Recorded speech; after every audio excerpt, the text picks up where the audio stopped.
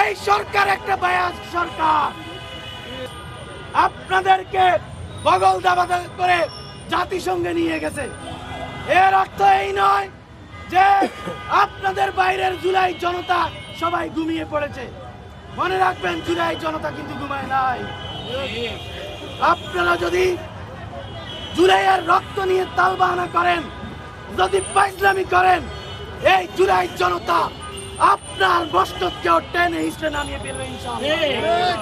আমরা ইতিমধ্যে জেনেছি অনেকেই একটা রিট পর্যন্ত হয়েছে, এই সরকারের অধীনে নির্বাচন হতে পারে না।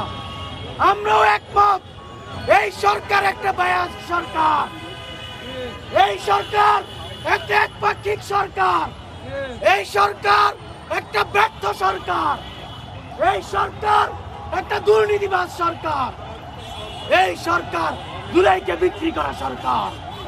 এজন্য দায়িত্বহীন কণ্ঠে আমরা বলতে চাই, আগামী নির্বাচন একটা রিট হয়েছে, এই সরকারের আইনি সমস্যা আছে, তারা করতে পারবে না। আমরা সেটার সঙ্গে সহমত পোষণ করছি।